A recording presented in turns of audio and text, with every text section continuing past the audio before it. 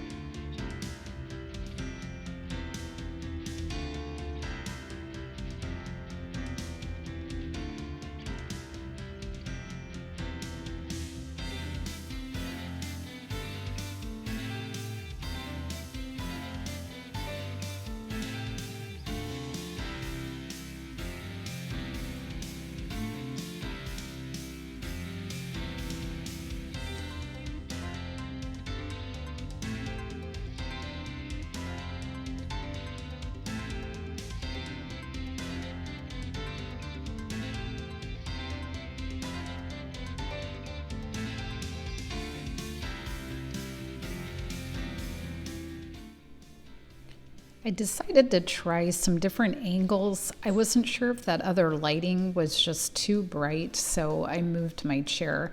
But here I'm doing some Degages, and so your foot just comes a little bit up off of the floor, And then I am going to do a little coupe with a dégagé. And when you do that one, which is right here, you just try to pull that knee back, and you should feel that through your thigh. Hopefully you can coordinate that. I don't believe these are terribly tricky, but if you're not familiar with them, then they can be a little bit hard to maneuver. But anyway, hopefully you get the gist. You can try it with me and see what you think.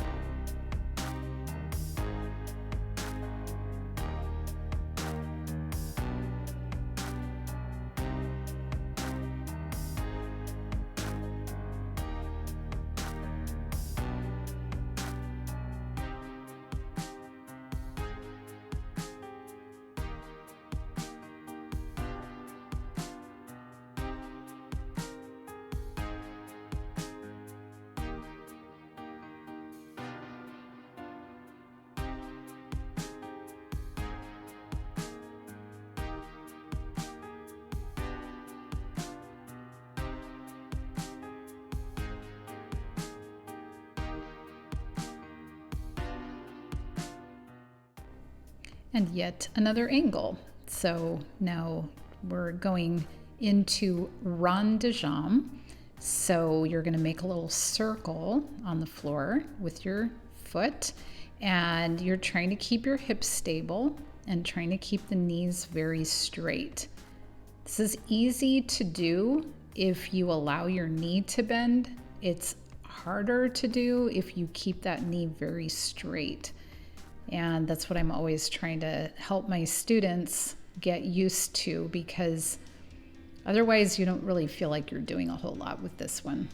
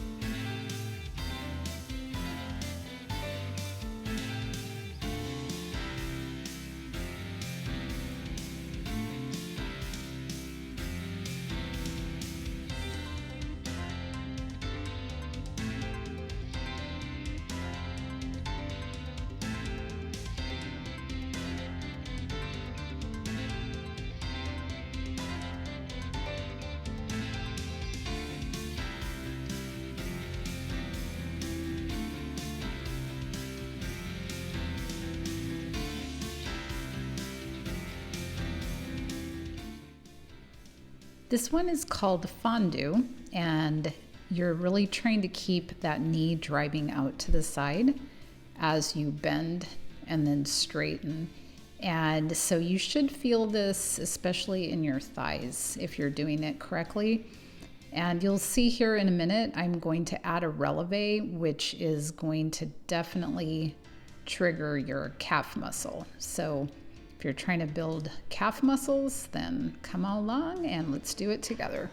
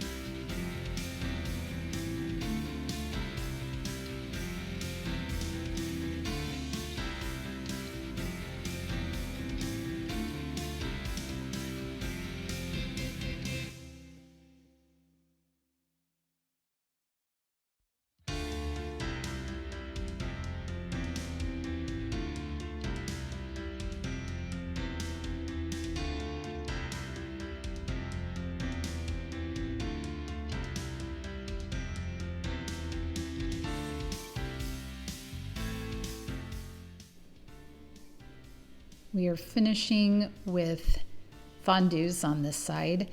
If you like this kind of video, I would love to hear from you. And just let me know. I'm always trying to do a variety, but I know I've done a ton of high heel videos lately. And so I'm trying to bring back some of my old standbys and some of the stuff that I do regularly. So I hope that you enjoy, and I hope that you are living today and every day on fire. It's a little curtsy for you.